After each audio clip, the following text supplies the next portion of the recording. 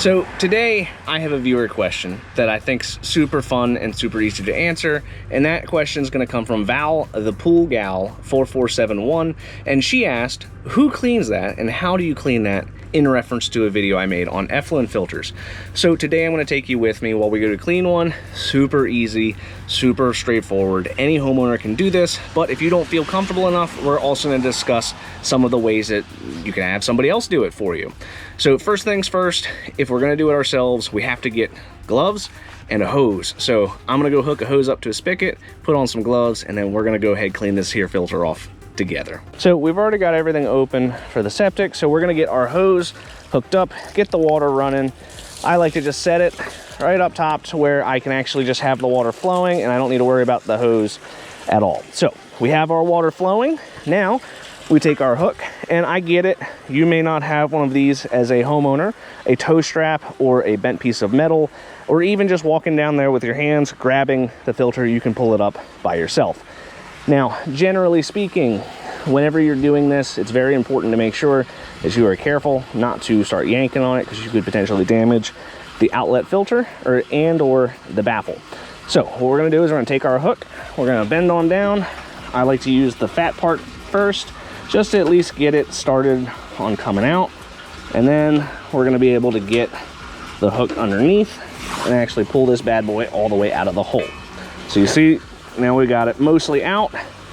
We can pull it up all the way, and we want to take this now over to the front of the tank.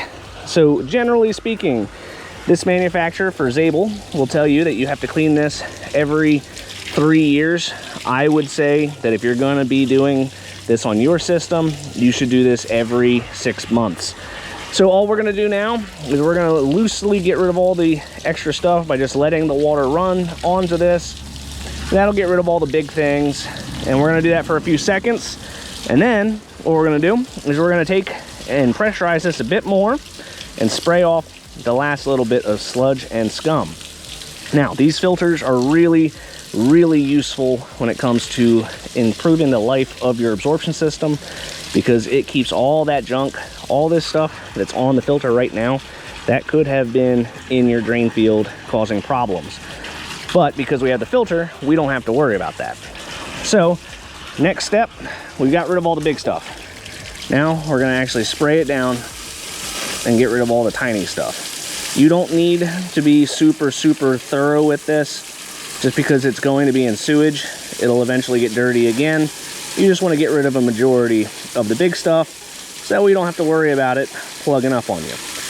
These little slats are how the water gets out of the tank. So if you leave them plugged, what'll happen is that water is not going to have anywhere to go but back towards the house, and you start running into an issue with a clog or a backup. So let's rotate a bit. And we'll just keep doing this for a few seconds.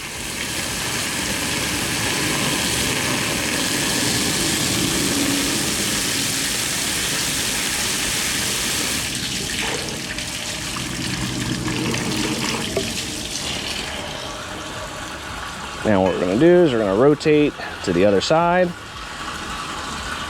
and then we're going to do it again.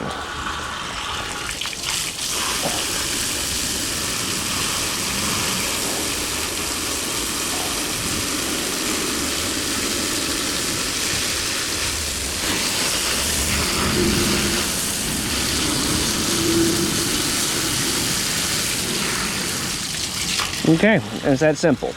Now, these effluent filters, these are really good. Like I said, they don't need to be completely perfectly clean because you can still see through all the slats. Basically what will happen is the water will come up through the middle.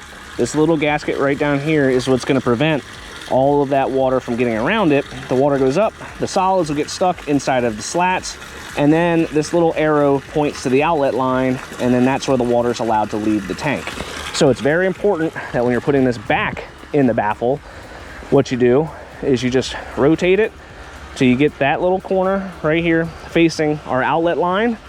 And then what we're going to do is we're just going to slowly lower her in, get it lined up, take our hook out, just gently push down on the system, again trying to keep that peg in the middle, And there you go. That's it. That's all you have to do. You just have to take it out, spray it down, put it back in the hole. Doing that every 6 months, you shouldn't have any issues with anything backing up on your property. I hope that you found that very useful and helpful. Like I said, this is a very easy project that any homeowner can do. It takes a few minutes. Don't panic on it. As long as you're cleaning it regularly, you shouldn't have to worry about that thing clogging up on you, even if you don't get every speck off of it. It's going to get dirty again. It's going to get gnarly. But basically what you want to do is remove any of the large debris. As you saw, that filter hadn't been touched for 2 years until I just got here a moment ago, cleaned it up. So if you do it every 6 months, it'll look better than that, and it'll progressively stay cleaner and cleaner. The big thing with those filters is if you're not pumping both sides of the septic tank, that's where you start running into some issues. So this is a 2-chamber system, meaning that you got a front and a back chamber to clarify the solids of the system. So if you're pumping it, you're supposed to pump front and back, but if you don't do front and back, now you're gonna have a problem with too much debris sitting in the back chamber, meaning the filter is more likely to get clogged up. Not what you wanna see. But I hope you found this useful. If you did, make sure that you hit that like button, hit subscribe, and I look forward to talking to you guys later.